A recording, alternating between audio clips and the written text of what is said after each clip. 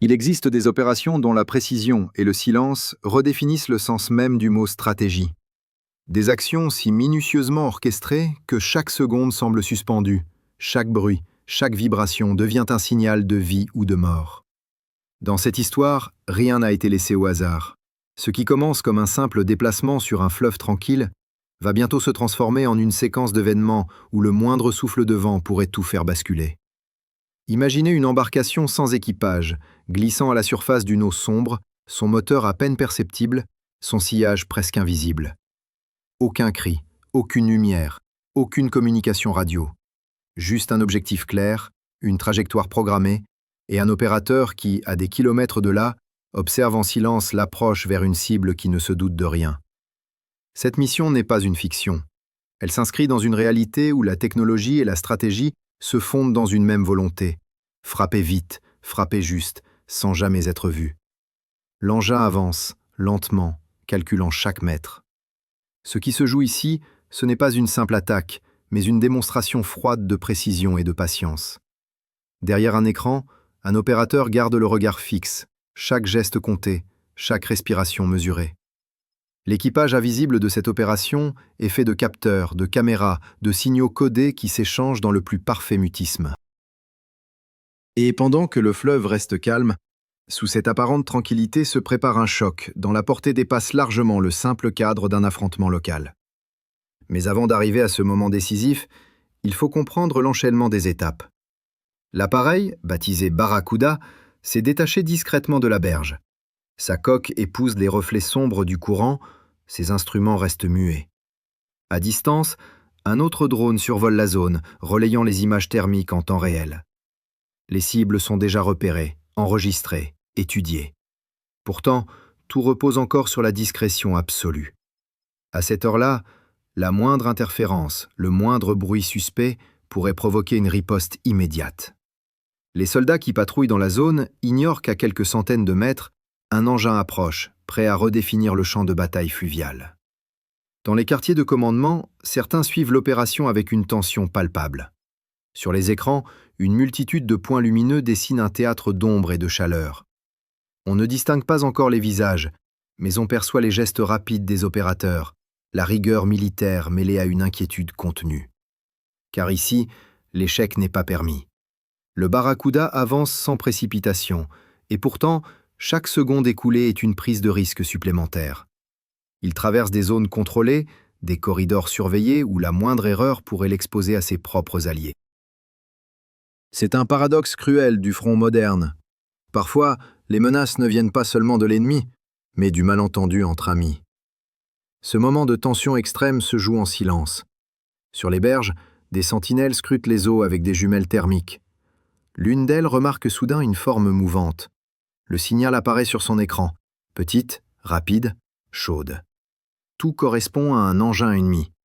Le doigt se crispe sur la gâchette, le souffle se suspend.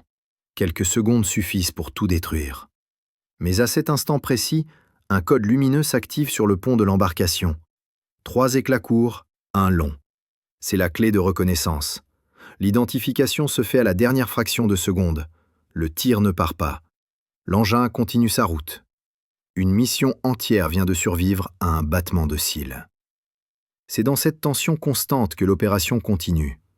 Derrière chaque décision, il y a un calcul, un risque accepté. Car au-delà des technologies, des capteurs, des transmissions cryptées, ce sont toujours des êtres humains qui, quelque part, portent le poids de la décision. Ce qui distingue cette mission, ce n'est pas seulement la sophistication du matériel, mais la froide maîtrise de ceux qui la dirigent.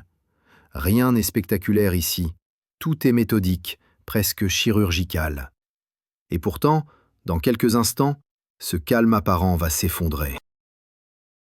Le fleuve, jusqu'alors paisible, s'apprête à devenir le témoin d'une scène que personne n'aurait cru possible. Si vous voulez comprendre comment une seule machine, silencieuse et sans équipage, peut changer le cours d'une bataille entière, restez avec nous. Ce que vous allez découvrir dépasse la simple stratégie militaire. C'est une nouvelle forme de guerre, invisible et pourtant implacable. Abonnez-vous, car la suite va révéler une vérité que beaucoup préfèrent ignorer. Celle d'un monde où la frontière entre la machine et la décision humaine devient de plus en plus floue. L'instant décisif approche, et tout ce qui a précédé n'était qu'une lente montée vers ce point de rupture. Le Barracuda glisse désormais dans un silence qui semble irréel, presque surnaturel. Au-dessus, un drone de reconnaissance continue son orbite, observant chaque reflet sur la surface, chaque variation thermique dans le paysage environnant. Le fleuve s'élargit, les berges s'éloignent, et dans cette ouverture soudaine se trouve la ligne invisible qui sépare le territoire allié de la zone ennemie. À partir de cet instant, chaque mètre parcouru est un pas de plus dans l'inconnu.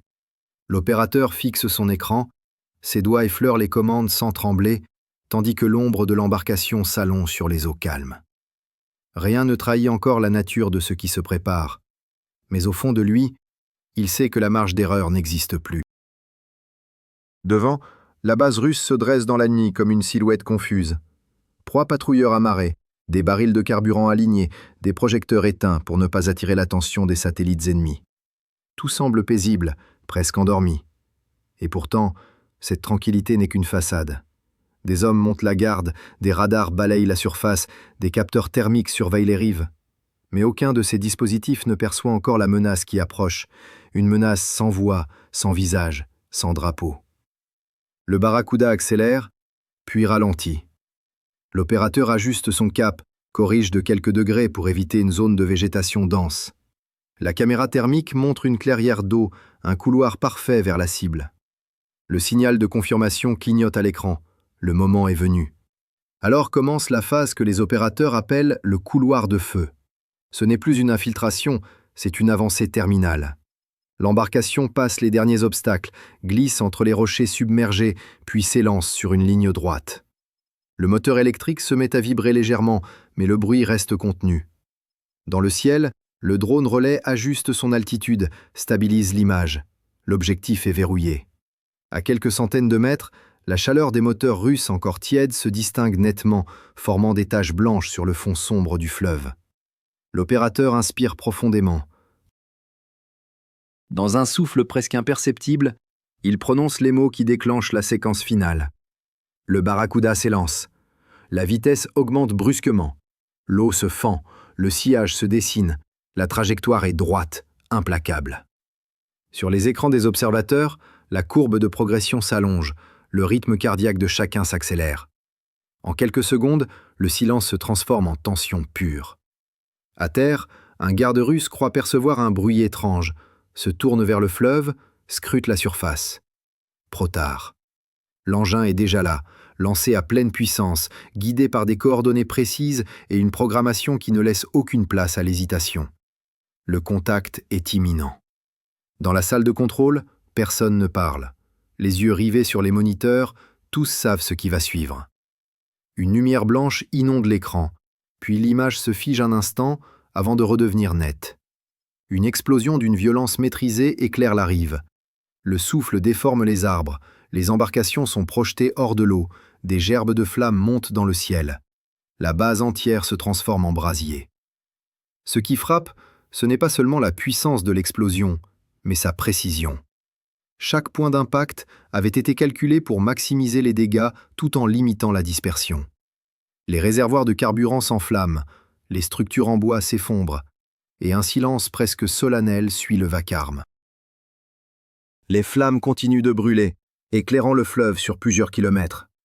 Au loin, des sirènes se déclenchent, des radios s'allument, mais il est déjà trop tard. Le centre logistique de la zone a cessé d'exister.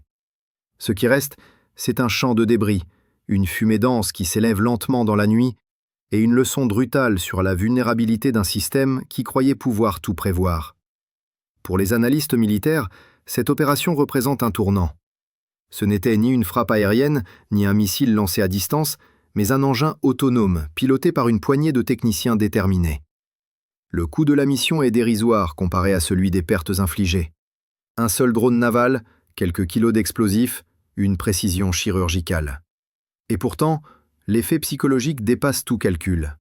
Car ce que cette attaque révèle, c'est qu'aucune ligne de défense, aussi fortifiée soit-elle, ne peut résister à une stratégie fondée sur la discrétion absolue et la technologie adaptée au terrain.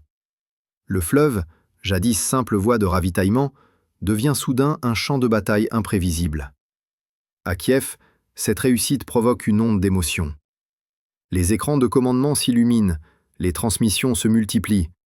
Dans les couloirs du ministère de la Défense, on parle déjà de l'efficacité d'une nouvelle ère tactique, celle des drones marins à faible signature thermique.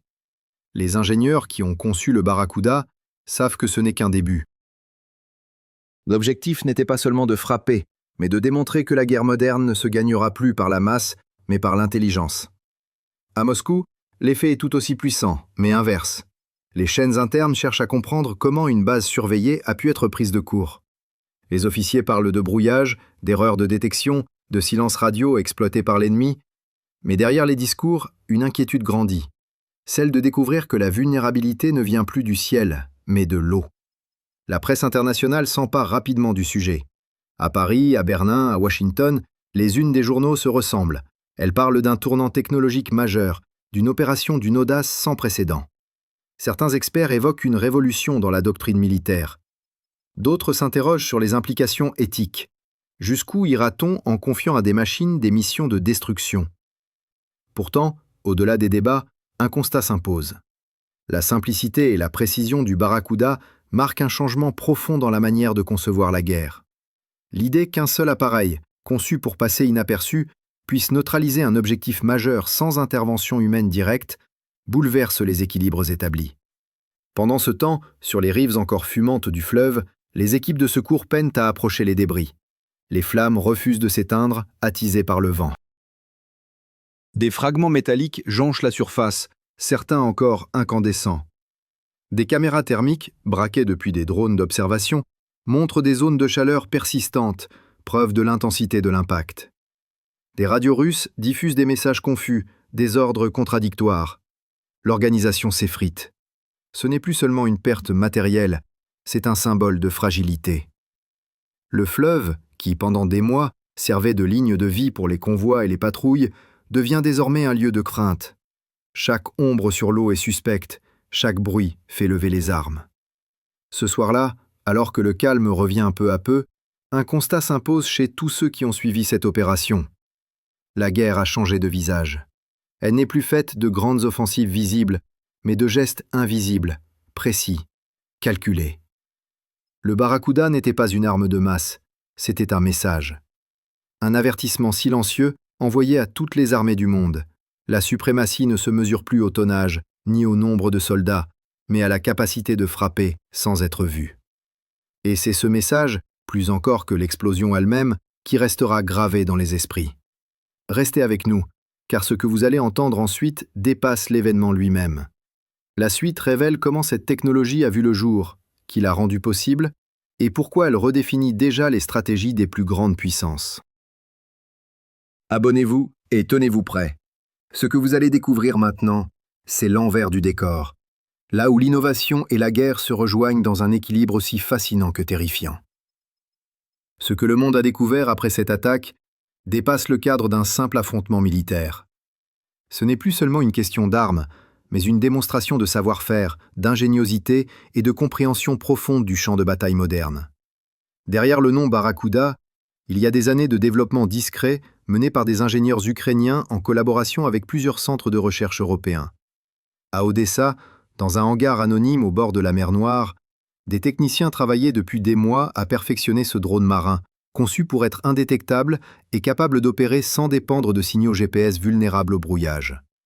Leur objectif n'était pas de créer un symbole, mais un outil précis, capable de changer l'équilibre des forces sur les rivières et les côtes contrôlées par l'armée russe. Les premiers prototypes avaient échoué. Certains s'étaient renversés dans les courants, d'autres avaient perdu leur liaison à mi-parcours. Mais la persévérance et le pragmatisme ukrainien ont fini par triompher.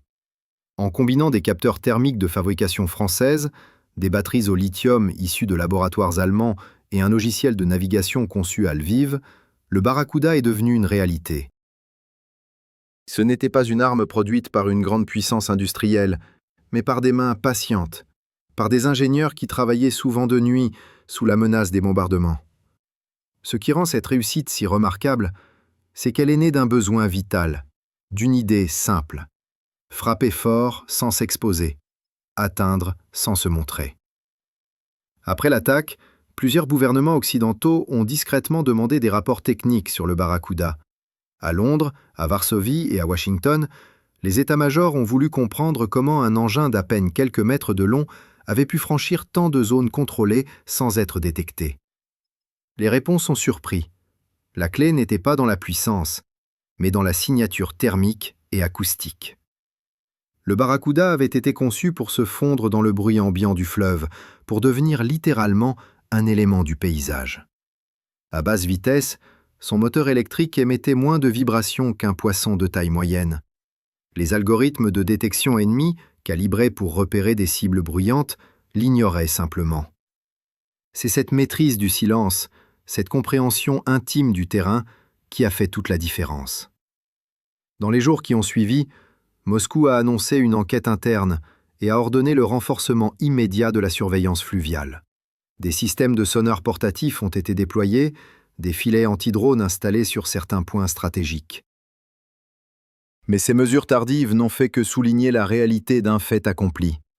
La ligne de front venait de s'étendre à une dimension nouvelle, celle de la guerre automatisée sur l'eau. Les analystes militaires russes ont reconnu, à demi-mot, que le modèle de défense traditionnel ne suffisait plus. Les blindages, les radars, les patrouilles humaines n'étaient pas conçus pour ce type de menace. Le danger ne venait plus du ciel ou de la terre, mais du courant lui-même, d'une surface mouvante que personne ne contrôlait vraiment. À Kiev, l'atmosphère était tout autre. Les ingénieurs, restés dans l'ombre, savaient que cette victoire symbolique allait inspirer toute une nouvelle génération de concepteurs. Dans les universités techniques, les étudiants en robotique et en intelligence artificielle citaient désormais le Barracuda comme une référence. Dans les bureaux du ministère de la Défense, on préparait déjà une série d'améliorations. Augmentation de l'autonomie, ajout de systèmes d'évitement automatiques, intégration de brouilleurs embarqués. Le concept même de la guerre maritime se transformait, passant d'une confrontation de flotte à une lutte de signaux et de capteurs. La guerre devenait un langage numérique, où chaque ligne de code pouvait décider du sort d'un combat. Dans les rédactions du monde entier, les images de la base en flammes circulaient en boucle. Les journalistes parlaient d'une frappe chirurgicale, d'un tournant tactique. À Paris, sur les plateaux de télévision, des experts en stratégie navale expliquaient que cette attaque rappelait les grandes ruptures technologiques de l'histoire militaire, comparables à l'introduction des chars pendant la Première Guerre mondiale ou des drones aériens au début du XXIe siècle. Mais ici, la rupture était plus subtile, plus inquiétante aussi. Car cette technologie ne reposait pas sur la force brute, mais sur la ruse, la patience et la précision. Et surtout, elle pouvait être reproduite, adaptée, perfectionnée sans nécessiter des moyens gigantesques. C'est ce potentiel de diffusion qui inquiétait le plus les états-majors du monde entier. Dans les jours qui suivirent, des rumeurs circulèrent sur d'autres prototypes ukrainiens. Des noms de code comme Skif ou Delphin commencèrent à apparaître dans des rapports confidentiels. Certains parlaient de versions sous-marines, capables de rester immergées plusieurs heures avant de frapper. D'autres évoquaient des engins combinant navigation autonome et intelligence artificielle, capables de reconnaître des cibles sans intervention humaine. Rien n'a été confirmé officiellement, mais il était clair que l'attaque du Barracuda n'était qu'un premier chapitre. L'avenir appartenait désormais aux armes invisibles, silencieuses, programmées pour atteindre leur but sans contact direct avec un pilote. Pendant ce temps, la population ukrainienne suivait ces événements avec un mélange de fierté et de gravité. Sur les réseaux sociaux, des vidéos montrant les ingénieurs au travail circulaient discrètement, floutées pour ne pas révéler les visages. Les commentaires se multipliaient, les messages de soutien affluaient du monde entier. Le Barracuda était devenu plus qu'un drone, il était devenu un symbole, celui d'un peuple capable d'innover face à l'adversité, d'utiliser la technologie pour compenser l'inégalité des forces. Dans les rues de Kiev, des artistes peignaient des fresques représentant une petite embarcation glissant sur l'eau, accompagnée de la devise « Le silence est une arme ». À l'étranger, l'impact stratégique de cette mission se fit rapidement sentir. À Bruxelles, l'OTAN lança une série de réunions consacrées à la guerre autonome. À Washington, le Pentagone annonça de nouveaux programmes de recherche sur les systèmes maritimes sans équipage. En Chine, à Shanghai et à Dalian, les académies navales étudièrent les données publiques disponibles, cherchant à comprendre comment reproduire un concept similaire. Le monde venait d'entrer dans une nouvelle ère, celle où la guerre se livre sans pilote, où l'intelligence humaine se traduit en algorithmes et où les machines deviennent les véritables acteurs du champ de bataille. Mais au-delà des chiffres, des analyses et des débats, une question plus profonde commença à se poser. Jusqu'où ira cette logique? Si un seul drone peut détruire une base entière, que se passera-t-il quand des centaines agiront simultanément, chacun programmé pour frapper sans hésiter? L'humanité pourra-t-elle encore garder le contrôle de ce qu'elle a créé? Certains experts, à Genève et à New York, appellent déjà une régulation internationale, craignant une course à la miniaturisation des armes autonomes. D'autres estiment qu'il est déjà trop tard, que le monde est entré dans une zone où la vitesse d'exécution dépasse la réflexion humaine. Dans le silence retrouvé du fleuve, là où tout a commencé, les traces de l'explosion s'effacent lentement. Les eaux reprennent leur cours, les roseaux se redressent, les oiseaux reviennent. Mais quelque chose a changé. Ce paysage, autrefois anodin, porte désormais la mémoire d'un moment où une simple machine a redessiné la carte de la guerre. Ce n'était ni un missile, ni une escadre, mais un symbole flottant d'une nouvelle réalité, celle d'un monde où le pouvoir appartient à ceux qui savent combiner la technologie, la discrétion et la volonté. Le Barracuda n'a pas seulement détruit une base, il a ouvert une porte sur l'avenir. Et cet avenir, qu'on le veuille ou non, vient de commencer. Les armées s'y préparent, les ingénieurs y travaillent, les gouvernements s'en inquiètent. Le bruit d'un moteur électrique sur une rivière, autrefois banal, ne sera plus jamais perçu de la même manière. Et vous, que pensez-vous de ce changement? Croyez-vous que les machines doivent décider à la place des hommes? Si vous voulez comprendre la suite, restez connectés. D'autres révélations arrivent, et elles pourraient bien transformer, une fois encore, notre vision du monde. Abonnez-vous, partagez, car ce que nous vivons aujourd'hui n'est pas seulement une guerre d'armes, mais une guerre d'intelligence, et elle ne fait que commencer.